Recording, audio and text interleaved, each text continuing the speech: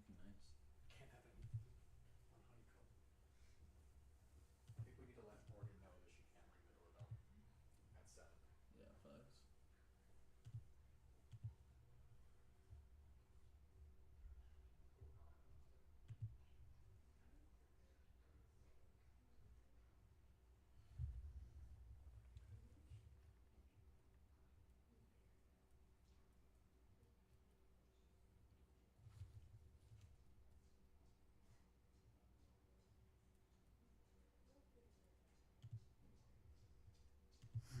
Golden State Media Concepts Fantasy Football Podcast is your one-stop shop for fantasy football news and advice. Can't decide on who to draft on the first round? Going gaga on how to line up your team. Got you covered. Traditional leagues, dynasty leagues, PPR leagues, IDP leagues, even daily fantasy football leagues. Join us as we break down all the questions of fantasy football. It's the Golden State Media Concepts Fantasy Football Podcast.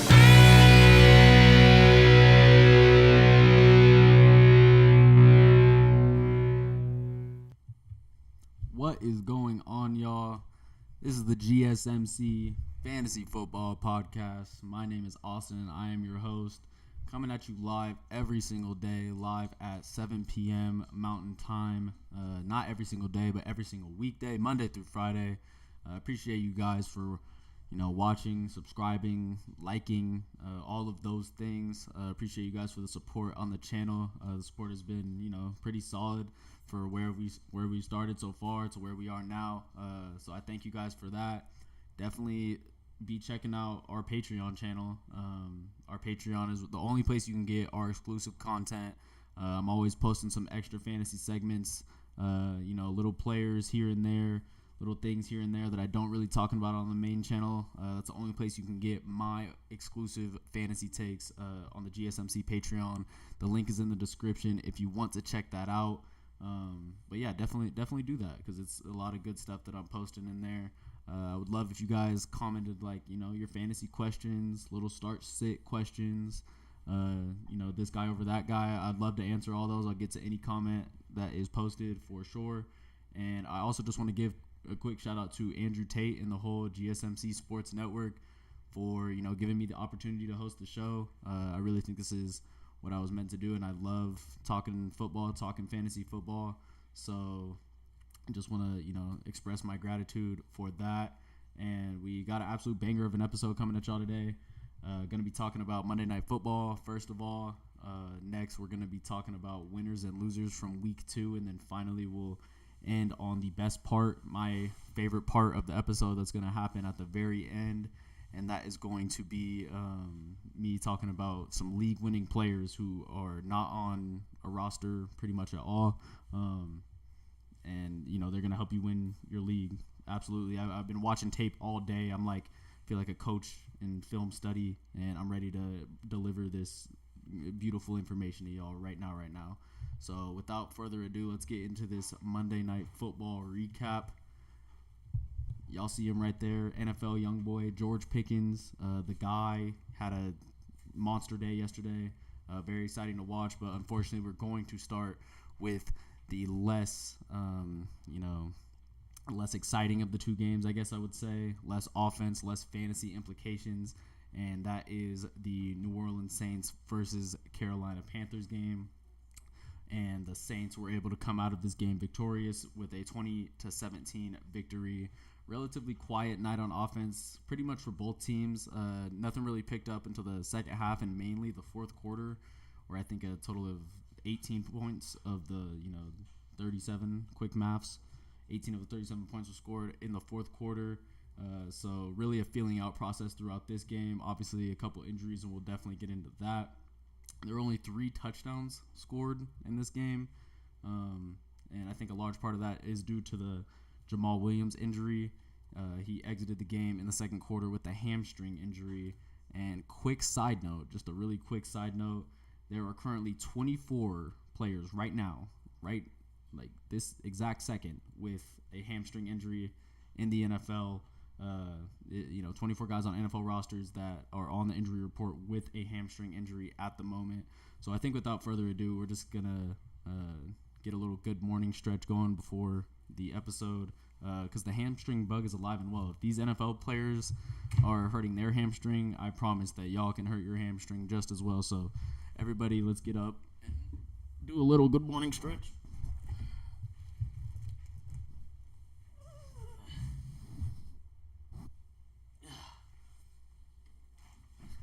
Protect yourself from that hamstring injury, guys.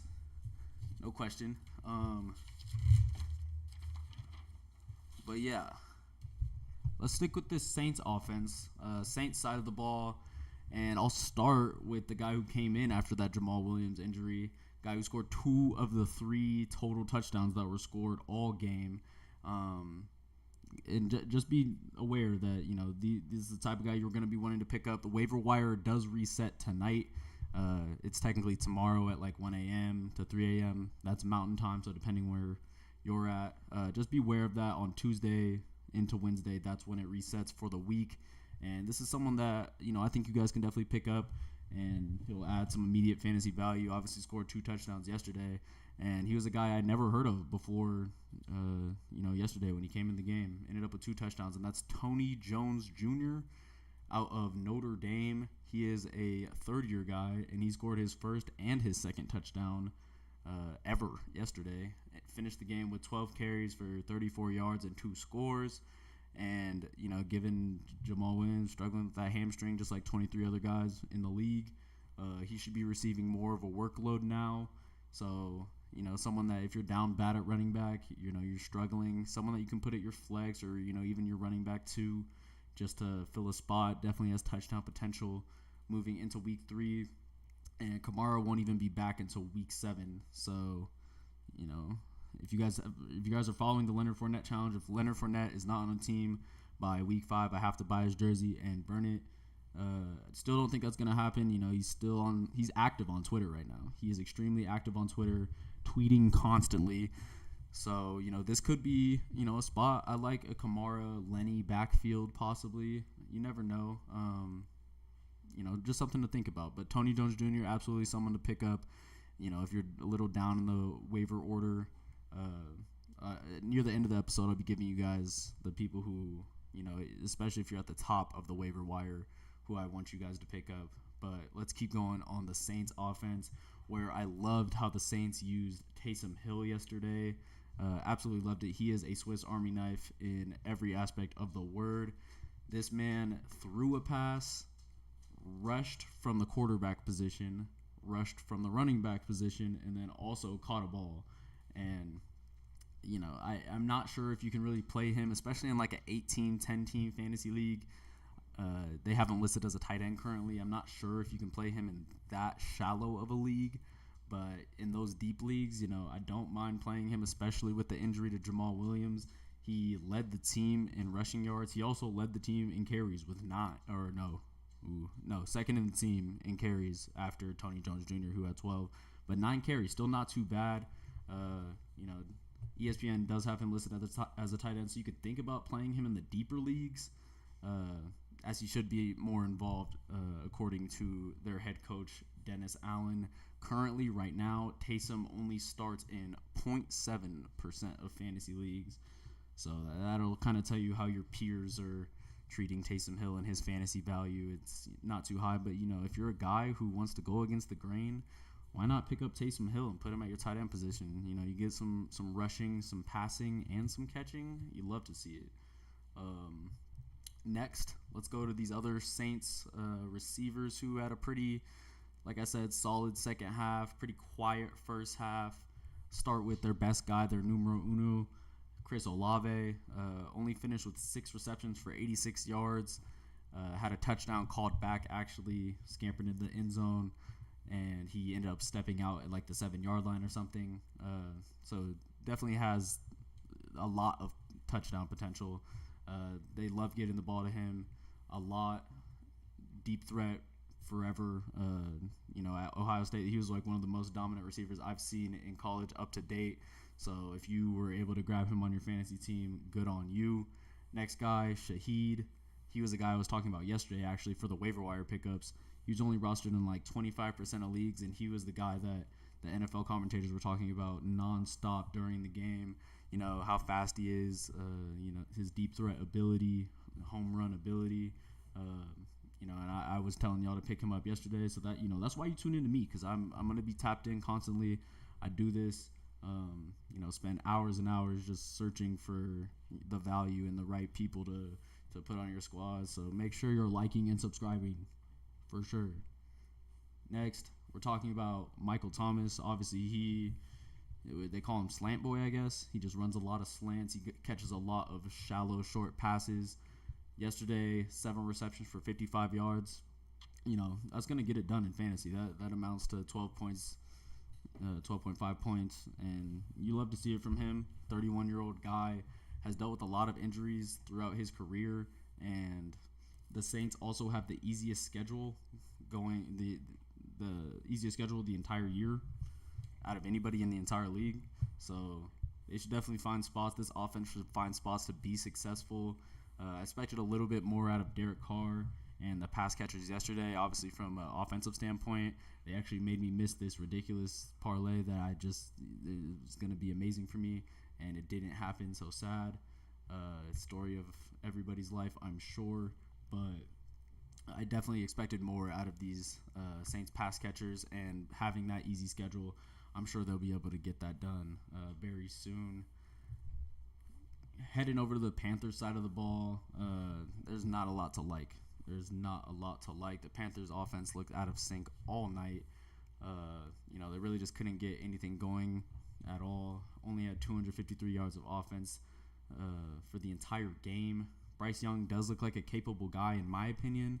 He looks like someone who could get the job done if he had better weapons, but he really does have no useful weapons. And from what I saw, nobody was really getting open all night. Having to target 33-year-old Thielen, you know, 9 or 10 times it's not the recipe for wins in any way. You know, Thielen himself, I do have him on my bench. I thought he was just going to automatically be the wide receiver 1 for this team. He had himself a 20-point fantasy night, 7 receptions for 54 yards, and the touchdown on 9 targets. All other receivers for the Panthers combined for 99 total receiving yards. So there's just not a lot to talk about. Obviously, they have, you know, Jonathan Mingo and DJ Shark, who people thought might be fantasy options. But until they show me otherwise, there's no way that I would ever play those two guys in any way. I think the only playable fantasy options for the Panthers roster is going to be Miles Sanders and Adam Thielen until further notice. Miles Sanders, Adam Thielen, and that's it.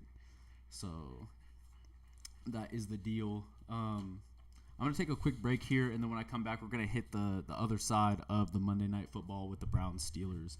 We will be right back.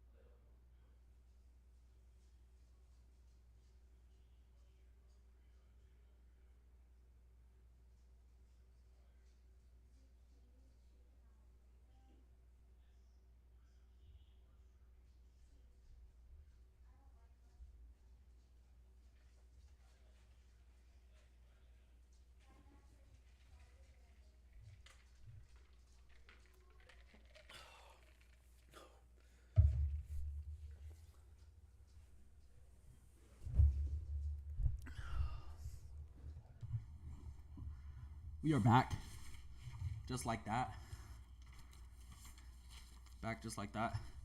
And we're talking Browns Steelers here. The other Monday Night Football game that was happening. You know, let me know, guys, if y'all really like that. If y'all really like the 2 games on Monday Night Football, if that was something that you enjoyed.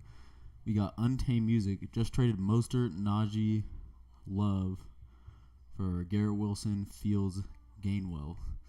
your thoughts, 14-team half PPR.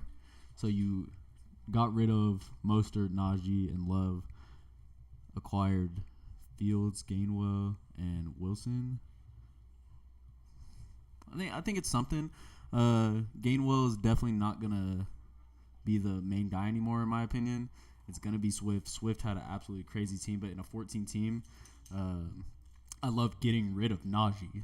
My best friend actually just got rid of Najee Harris in our league, and that was today. I thought that was an amazing trade. Just absolutely get rid of him. Jalen Warren is stock rising, so while Najee has some value, I don't mind getting rid of him in any way at all. But someone replied to him. What are y'all thoughts on that in the half PPR league? 14 teams is hard, man. You really got to go for your value. But let's talk about this Browns-Steelers game real quick. 22-26 victory the Steelers' way. Nick Chubb knee literally went inside out. That was the most gruesome injury I've seen since Kevin Ware, I think. It was absolutely disgusting. I hated to see that. We had it reported as a significant season-ending injury with multiple torn ligaments. So I think he tore his LCL, PCL, probably his ACL too. Obviously hoping the best for him. Hope that he can make a speedy recovery. The quickest I saw that he can come back is going to be 15 months. So that's going to be into next season. So definitely not good. He also has already hurt this knee before really bad. I think he tore his LCL already, at least MCL, PCL, all the CLs. And those are the ones you don't want to be tearing. Those are the ones that need to stay intact for you to continue being an athlete. So you absolutely hate to see it. But let's start on the Pittsburgh side of the ball. Their offense. Pittsburgh offense not looking great at the moment, man. Definitely not looking great. Kenny Pickett's just not where he needs to be. He told us that over the offseason that he was like the biggest film guy and he was watching every single one of his throws to critique himself and, find a way to be better. And he just really hasn't done that yet. He's shown the flashes. Obviously had the 69-yard bomb to George Pickens, NFL youngboy right there. But just from like a mechanic standpoint and everything, he's not in those like top 15, even top 20 quarterbacks in the league. I think he has the potential to be that just because of his, size and athleticism. Obviously, the fake slide in college was like the coolest thing I've seen in a very long time. But just in the league, he's just not ready yet, in my opinion. Also, probably doesn't have enough weapons. Obviously, his numero uno, Deontay Johnson, is out right now, I believe, with the hamstring too. So make sure you guys are stretching your hamstring. Keep stretching the hamstring every single day. But, the part of the team, and we always knew this with the Steelers, that was going to carry them is going to be their defense, led by T.J. Watt, Alex Highsmith. Alex Highsmith had a sweet touchdown at the beginning of the game, and then T.J. Watt got in the end zone for his first touchdown ever. J.J. Watt said that he's the best defensive player in the league, and I can definitely get down with that. I think there's nobody really messing with T.J. Watt from like a versatility standpoint. He can play the coverage. He can rush the passer better than pretty much anybody. Like, he's on Nick Bosa pass level, and like, I don't even know who to compare him to. I guess like J.J. Watt, he'll get up there and swat the ball. He'll play coverage. I would love to have that guy on my defense if I'm a defensive coordinator for sure. And if you have the Pittsburgh Steelers defense, good on you. In your league, I think that they could be dangerous playmakers with Minka back there too. He's like a top 2 safety, and he's probably not 2. He might be the best safety in the entire league. So love to see that from the Pittsburgh defense. Obviously, the fantasy bright spot being George Pickens on the Pittsburgh side of the ball, 4 receptions, 127 yards, and a touchdown. His fantasy value is rising right now with the Deontay Johnson injury. I think he's automatically upgraded to a wide receiver 2, in a snap of a finger, which is crazy to see. I think he was like ranked as wide receiver number 45 coming into the season this year, and I would have him somewhere in the top 20. He's like the most athletic guy on pretty much the field at all times. If you saw his touchdown, he was outrunning everybody. He was in the middle of the field. Multiple people had a chance to grab him, and he said, "Nah, I'm going to the crib, mama. I'm going to the crib." Jalen Warren also showed some fantasy promise. And you were talking about trading away Najee Harris. I don't think Jalen Warren is a bad person to have in your flex spot. If you're desperate, you could probably get him for almost nothing, and it seems like his workload is going to increase yesterday.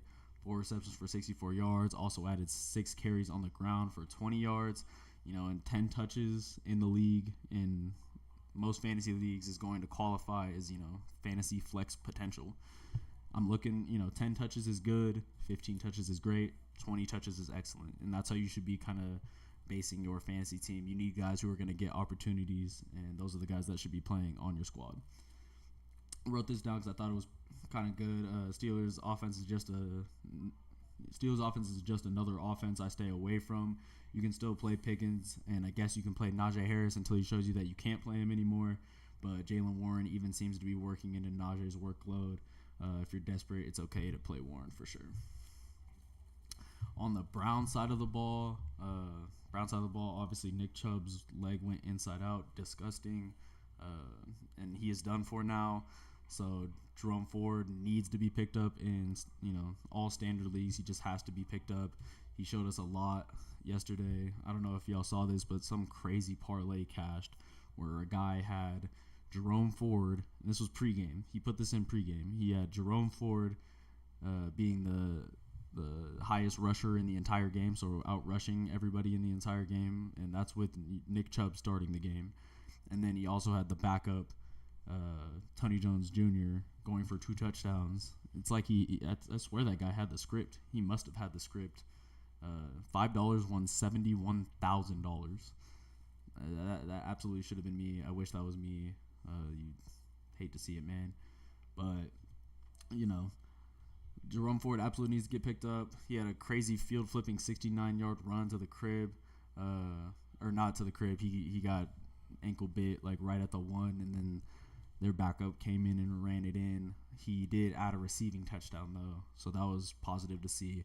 I actually have the first waiver order selection for this week because I did lose this week, my GOAT squad with, Cooper Kupp and Jonathan Taylor. So we're looking to be on the come-up, later, and we're willing to take the heat sooner just because I think I can outplay my opponents in my league. But that team did lose, and I'll be able to pick up Jerome Ford ASAP, and he was said to be the number 1 workhorse. They're also going to be meeting with Kareem Hunt today. I guess they did meet with Kareem Hunt today, and he played with them for the last 4 years, so possibly look at Kareem Hunt to be playing a fantasy role sooner rather than later as well. Talking about Deshaun Watson, Deshaun Watson really put up an iffy performance versus a really fast Steelers defense. Although he turned the ball over 3 times, he somehow still found a chance to win the game at the end. Probably a pass interference on that last play. If you guys didn't see that, it's over on ESPN. It's one of the little mini clips you have to watch an ad before, which is tough. But probably a defensive pass interference on that play. Had a chance to win, and that's really due to the lack of Kenny Pickett's efficiency. Let's talk about some pass catchers on the Browns, though, some fantasy implications. His numero uno, Amari Cooper, 7 receptions for 90 yards on 10 targets. Elijah Moore, 3 receptions for 36 yards on 9 targets. So we definitely love the volume with the targets on him. Think that Elijah Moore definitely heats up pretty soon. They were talking about him a lot through camp, so someone I could be looking to pick up. He's also sitting on a lot of waiver wire, so think about that. Njoku, 4 receptions for 48 yards on 4 targets.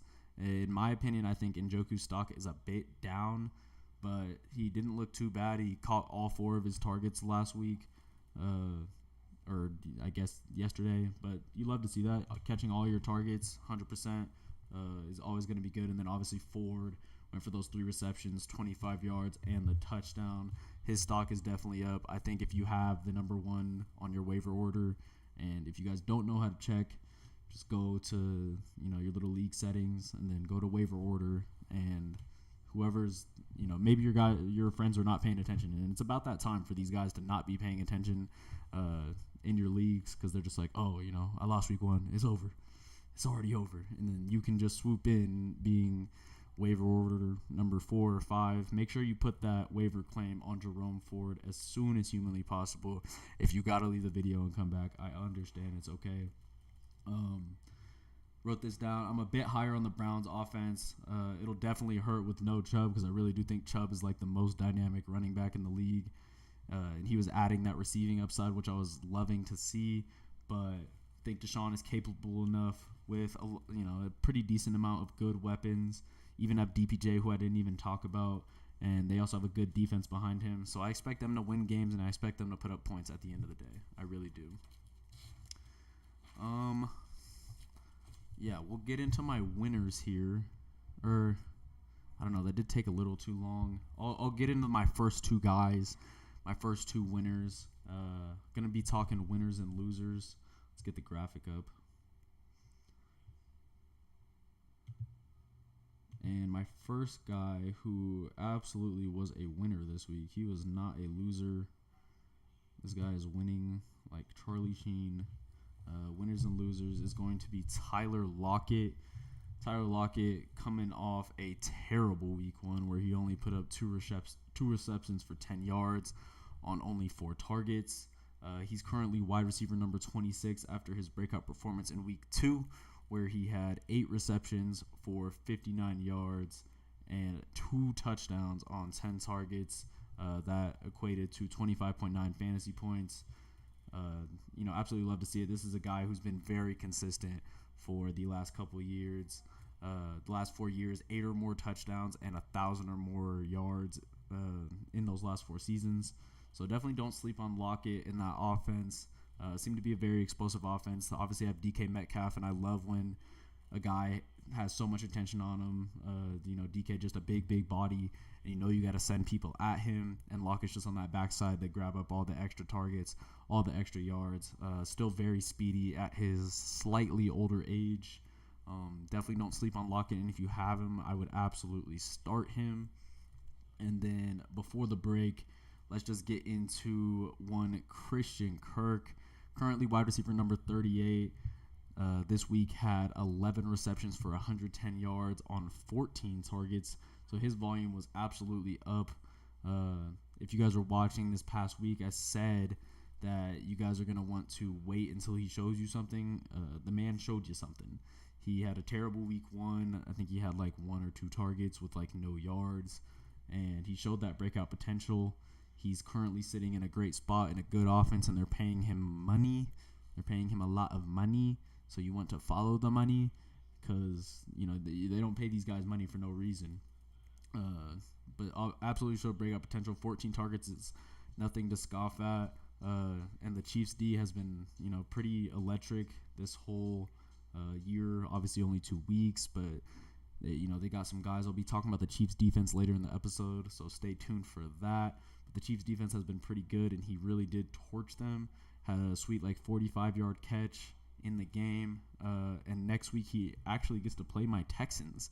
He gets to play my Texans in week 3, so I don't really see how he doesn't, follow up this performance with something sweet again. I still think Ridley is going to be the number 1 wide receiver on this offense until further notice. Ridley had 8 targets last game against the Chiefs, only had 2 catches, but both those catches I went back and was watching the game recap because I didn't see it on Red Zone, and those were some really tough catches. And I don't see a world where they don't keep getting him involved. Definitely think they're going to be getting him involved a lot in Ridley, but definitely stock rising with Christian Kirk. Let's take another short break, and then when I come back, we'll get into the rest of my winners and then my losers for week 2.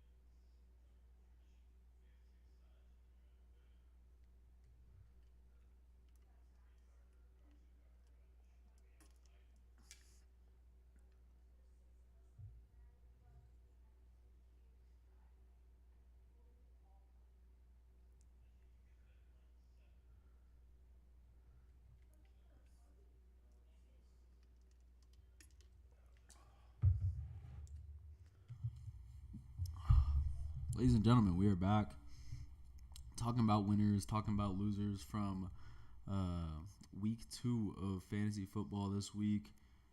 We talked about Christian Kirk briefly. That is him. Next guy I want to touch on immediately, and think this guy's stock is rising a lot. Someone that you guys should pay attention to. Doesn't really look like it on the screen right there, but that is Devontae Smith. He is currently ranked as wide receiver number 6 in all of fantasy football and all of the league right now. Currently in the last 2 weeks, sitting at 11 receptions for 178 yards and 2 touchdowns in those first 2 games, showing us a lot more than A.J. Brown currently, at least in last game. A.J. Brown got kind of locked up, and kind of like I said with that DK comparison, I also was talking about this with TJ Hawkinson. Just when you have that big name, that big number 1 name, guys like AJ Brown, guys like Justin Jefferson, guys like I don't even know, DK Metcalf, then that wide receiver 2 is just, he almost gets treated as a wide receiver 1 just because of all the attention that's drawn by a guy like AJ Brown, Justin Jefferson, DK Metcalf. And that's where we're seeing Devontae Smith just eat up these yards, eat up these targets, and already scored 2 touchdowns in the first 2 games. So you absolutely love to see it. Seems like he's up to the task for carrying the receiving workload if he's asked to. And this guy in college, he was the first wide receiver Heisman since 1991. Desmond Howard from Michigan. It's my school. Desmond Howard won it in 1991, and then it went however many years until my guy Devontae Smith won the Heisman. So you don't play with this guy. Skinny Batman. He's a very smart receiver. If you watch him, he's just very keyed in on the game, just knowing what to do. Runs very crisp routes, and you just don't really see wide receivers win the Heisman. So that should tell you that this guy is very, very special. And if he finished as a top 5 receiver in fantasy, I just wouldn't be very surprised at all. In a great offense with a great offensive line, they're going to set up that run now too with DeAndre Swift popping, and they have so many bodies they can throw to set up that play action to him. Expect Devontae Smith to keep hooping the way he has been hooping for sure. Next guy I want to talk about, one of my Texans, and I was kind of talking about this yesterday where it's you kind of have to cheat a little bit in fantasy football and go with these teams that are going to be losing the game a lot and they're going to be throwing the ball a lot. Texans, the past 2 games, have thrown it an average of 45 times over the past 2 games. So if that trend is to stand in any way, then, Nico Collins might end up as a wide receiver, a top 5 wide receiver as well. Could see him somehow ending up in top 12 realistically. He absolutely is the number 1 pass catcher for the Texans so far. His stats go 20 targets, 226 yards, and a touchdown over the first 2 games. That means 10 targets a game. That means he is in my starting lineup every single time. Third-year guy. This guy's from Michigan. Like I said, that's, my school. I've been watching them forever. And in college, this guy was making a ton of plays for us. So very worthy guy. He was a former 3rd-round pick, and this is his 3rd year in the league. If he's ever going to pop, it's probably going to be right now, into next year. So absolutely have him on your radar. He did have, a very nice, calm, easy 27 fantasy points week 2. So just something to think about. He was absolutely a winner. Devontae Smith being wide receiver 6 and then Nico Collins being wide receiver 7. Next guy we're going to hit, and this guy, he's really been chosen by one of the best offenses in the league. We didn't know how it was going to shake out throughout the preseason, just being that they had multiple other guys that they were bringing in Damian Harris and Latavius Murray, but obviously this is James Cook, Dalvin Cook's brother. They were able to play each other in the first week of the season when Aaron Rodgers immediately gets hurt, which was absolutely crazy. But yeah, like I said, it seems like the Bills have really chosen this guy to be their number 1. He's gonna be their horse because he can do it all. I guess he can really do it all. He can do it, on the rushing game, in between the tackles.